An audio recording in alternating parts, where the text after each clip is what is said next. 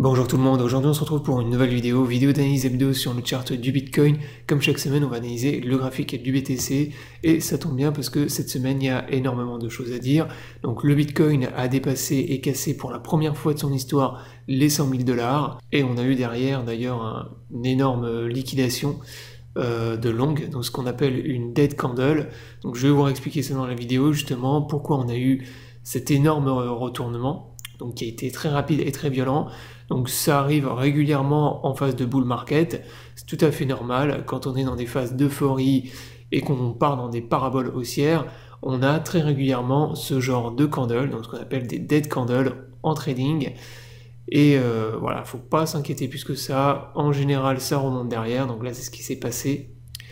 Et on va voir ça justement dans la vidéo. Également dans cette vidéo, je vais vous parler d'Ethereum. Donc il y a énormément de choses à dire également sur Ether, qui repart maintenant dans une tendance haussière, dans une forte tendance haussière. Et je vous ai partagé pas mal d'athées justement sur mon compte X par rapport à Ether. Donc on va aller voir ça aussi dans la vidéo. Mais avant de démarrer, dans un premier temps, si t'es pas abonné à la chaîne, je t'invite à t'abonner. Et également, si t'es intéressé par le trading des crypto-monnaies, je t'invite à me rejoindre sur l'exchange Billiet et MEX, qui sont mes deux exchanges préférés pour trader les crypto-monnaies. Si t'es pas inscrit, tu as tous les liens dans la description sous la vidéo. Ces liens te permettent d'avoir accès à un bonus lors de ton premier dépôt, ainsi que des réductions sur tes frais de trading, donc profites-en. Maintenant, on démarre la vidéo d'analyse. Donc dans un premier temps, on va aller sur mon compte X. Puisque cette semaine je vous ai partagé énormément de choses sur mon compte X. Donc pareil, si tu m'as pas encore follow sur X, fais-le. Donc je vous partage des analyses, des news autour du monde des crypto-monnaies, et c'est souvent en avance par rapport à la chaîne YouTube, et même parfois je vous fais des choses et je vous partage des choses sur mon compte X dont je ne vais pas du tout parler sur ma chaîne YouTube. Donc surtout, n'hésitez pas à me follow sur mes deux réseaux sociaux qui sont ma chaîne YouTube et mon compte X. Donc sur X, si je reviens par rapport à la semaine dernière, donc première chose que vous avez partagé, c'est quelque chose justement par rapport à Ethereum. Donc je vais en profiter pour vous partager des AT sur Ether. Donc la première chose que je vous ai partagé, c'est par rapport aux inflows, donc sur les ETF spot Ethereum. Donc là, depuis quelques semaines maintenant, depuis environ 2 semaines, vous avez énormément d'inflows sur les ETF Ethereum Spot. Donc en gros, vous avez énormément d'entrées de capitaux sur les ETF Spot, et vous avez même eu en quantité des entrants qui ont été égales à ceux de Bitcoin, ce qui est une première historique. Donc tout ça, ça veut dire quoi? Ça veut dire qu'en ce moment, il y a énormément de gens qui utilisent les ETF Ethereum Spot et qui entrent dans Ethereum. Donc ce qui n'était pas le cas jusqu'à maintenant. Donc jusqu'à maintenant, les ETF spot d'Ether avaient complètement bidé. C'est pour ça d'ailleurs que le prix n'avait pas pump après l'acceptation. C'était plutôt parti dans une tendance baissière parce qu'il y avait très peu d'entrants. Et là, c'est plus du tout le cas. Donc là, je vous avais dit, donc dès le 1er décembre, je vous avais partagé ça justement, et je vous avais dit derrière Ethereum à 4000 $ bientôt, donc ce qui a été le cas cette semaine. Donc environ 6 jours après vous avoir partagé ça, vous avez Ethereum qui a tapé, qui a dépassé les 4000 $. Ensuite, je vous ai partagé une AT sur Bitcoin. Donc là sur BTC pareil, je vous avais dit que j'étais toujours bull, qu'on était en train de reformer un nouveau range d'accumulation sous la résistance des 100 000 $, et qu'on avait énormément de shorts qui s'accumulaient à nouveau au-dessus du pattern que vous aviez ici. Donc là, j'en avais conclu quoi? Que en gros, on allait bientôt casser le pattern et qu'on allait casser la résistance des 100 000 $. Donc voilà, ça c'était une AT également que vous avez partagé. Donc plusieurs jours avant qu'on casse les 100 000 $, je vous avais dit que j'étais toujours en bull et qu'il fallait attendre qu'on allait bientôt casser cette résistance. Ensuite, là, je vous ai partagé, donc c'est pas vraiment une AT, mais par rapport au token BGB. Donc là, vous avez le BGB qui a surperformé cette semaine. Donc on a dépassé les 2 $. Je crois qu'il a fait un top aux alentours des 2,40 $. Donc vraiment, il a explosé cette semaine. Et ça, je le rappelle, le token BGB, c'est le token de l'exchange Billiet, donc que je vous ai présenté tout à l'heure. Et c'est un token que je vous avais présenté fin 2022, quand le prix oscillait entre 17 et 18 centimes de dollars. Donc là, les gens qui m'ont suivi à l'époque, qui ont suivi mon call, qui ont regardé mes vidéos, je vous avais fait plein de vidéos pour vous présenter ce token. À l'époque, la plateforme Billiet était pratiquement inconnue, et justement à l'époque, je vous avais dit que c'était le token exchange le plus sous-évalué, le plus sous-coté. Donc raison pour laquelle moi j'en avais acheté énormément, et voilà, je vous avais call le token, je vous avais dit intéressez-vous à ce token exchange. lors du prochain bull market, il va exploser. Donc les personnes qui m'ont suivi à l'époque et qui ont all-in sur le BGB, aujourd'hui sont à x14, x15. Voilà, c'est la même chose que les gens qui m'ont suivi quand j'avais call le bottom sur Bitcoin. Donc pareil, fin 2022. Donc là, vous avez le tweet épinglé, toujours, sur Bitcoin, que vous avez call lorsqu'on était entre 15 000 et 16 000 $, donc le jour même du bottom ultime. Je vous avais call le Bitcoin et vous avez dit qu'il fallait all-in donc sur BTC. Là, pareil, les gens sont pratiquement à x7 depuis mon call sur Bitcoin, donc c'était le 10 novembre 2022. Ensuite, je vous ai partagé, donc là pareil, pas une AT, mais plus une news par rapport à Bitcoin. Donc là, le jour où on a explosé les 100 000 $, c'était le 5 décembre. Donc le matin du 5 décembre, entre minuit et je sais plus 6 heures du mat, on a explosé les 100 000 $ sur BTC. Donc c'était un moment historique, bien évidemment. Surtout pour les gens qui ont connu le Bitcoin sur des niveaux de prix très très bas, comme moi c'est le cas personnellement. Moi, ça fait très longtemps que je suis dans les crypto-monnaies. Et à l'époque, parler d'un Bitcoin à 100 000 $, c'était comme aujourd'hui parler d'un Bitcoin à 1 million.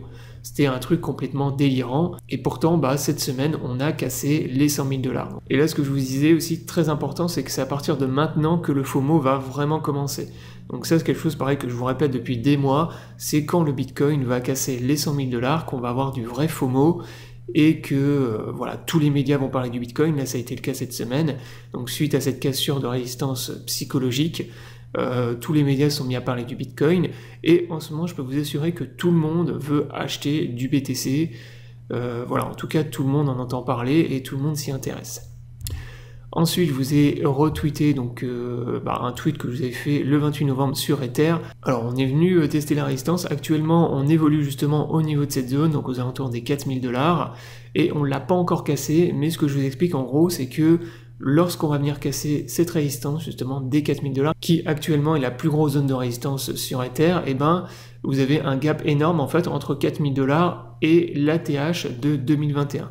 Donc une fois qu'on aura traversé cette zone, Ethereum va très rapidement retrouver ses niveaux les plus hauts historiques qui datent de 2021, surtout que Ethereum a énormément de retard par rapport à Bitcoin et d'autres crypto-monnaies, donc comparé même à des Dinocoins, beaucoup de Dinocoins qui ont pump ces dernières semaines, donc il a beaucoup de retard, et c'est la raison pour laquelle je pense que dans les semaines qui arrivent, on a Ethereum qui va nous surprendre et qui va très rapidement récupérer ses niveaux les plus hauts. Maintenant, on repasse sur le Bitcoin. Donc là, on va aller très rapidement puisque je vous ai déjà tout partagé là sur mon compte X par rapport aux AT de cette semaine. Donc on avait formé un pattern d'accumulation sous la résistance des 100 000 $. Donc là, c'est ce que je vous avais dessiné la semaine dernière en vert ici. Donc exactement le scénario que je vous avais donné d'ailleurs la semaine dernière. Donc encore une fois, une semaine à l'avance, je vous avais tout donné. Donc on est venu consolider sous la résistance, former un range d'accumulation, on est venu le casser, et ensuite on est reparti dans une tendance haussière. Donc là, qu'est-ce qui s'est passé cette semaine? Donc range d'accumulation, cassure de la résistance des 100 000 $, pump sur le Bitcoin, donc on a eu énormément de FOMO au-dessus des 100 000 $, et derrière vous avez eu ce que je vous disais en début de vidéo, ce qu'on appelle une dead candle, une red dead candle. Donc ça c'est des candles de liquidation, de longue, donc on a eu des quantités de liquidation monstrueuses ce jour-là. Si vous prenez les liquidations sur Bitcoin, on a eu plus de 500 millions de liquidations, donc en cumul short et longue, et chez les longues ça dépassait les 400 millions. Donc c'est simple, on a eu les plus grosses liquidations sur Bitcoin ce jour-là depuis août 2023. Donc vraiment très très grosse liquidation, donc on est venu éclater et recter énormément de longues qui ont FOMO au-dessus des 100 000 $. Et en fait ces candles-là, qu'est-ce que c'est? C'est tout simplement de la liquidation de longues, donc c'est pour ça que c'est très violent, que ça part vers le bas très rapidement, et en général quand on vient taper ensuite une grosse zone de support, ou une zone où il y a beaucoup de longues en spot, et qu'on est venu justement liquider suffisamment de longues, donc la plupart des longues ont été liquidées, et derrière vous avez les gens qui rachètent les liquidations de tous les longues qui se sont fait rect, et ensuite ça remonte très très vite. C'est pour ça que là vous voyez on a terminé avec cette candle avec une très longue mèche, et c'est le principe de ces dead candles, c'est que c'est des candles qui sont très rapides et très violentes, qui viennent liquider tout le monde. Ensuite, tous les gens qui, comme on est dans un bull market, tout le monde rachète les liquidations, et ça remonte derrière très vite. C'est pour ça que vous avez ces candles avec ces très longues mèches, qui sont des mèches de liquidation, qui se font racheter très vite. Donc ça, ce genre de bougie, en daily, si on prend la candle en daily, on voit que là c'est une très longue candle, avec une très longue mèche en haut et en bas, et ben c'est tout à fait normal dans une phase d'euphorie et de cupidité extrême. Donc là, ce qui est le cas actuellement, on est vraiment en pleine phase de bull market, on part dans une parabole haussière, il y a beaucoup de FOMO, donc ce genre de candle, c'est tout à fait normal et ça remet absolument pas en cause la continuation du bull market. Donc moi je vous le dis, pour le moment, j'ai toujours revendu aucun Bitcoin et je compte pas en revendre pour le moment, donc j'ai pas donc sur les indicateurs, mes indicateurs que je surveille. Donc pour moi, j'ai pas encore détecté de top sur ce bull market. Et quand il y en aura un, je le détecterai et je vendrai à ce moment-là, mais là pour le moment c'est pas le cas. Donc faut pas s'inquiéter par rapport à ce genre de candle, même si c'est très volatile, que ça vient liquider énormément de gens, c'est tout à fait normal quand vous avez trop de gens qui longuent avec du levier, voilà, avec du gros levier, de gens qui font n'importe quoi, et ben il faut que le marché vienne les punir, vienne les liquider, et encore une fois ça remet pas en cause la tendance haussière, que ce soit à court terme ou à moyen terme. Donc voilà, la vidéo est terminée, j'espère qu'elle vous aura plu. Je vous invite à vous abonner à la chaîne pour ne pas rater la prochaine vidéo. Je vous souhaite à tous une bonne journée et à bientôt pour une prochaine vidéo.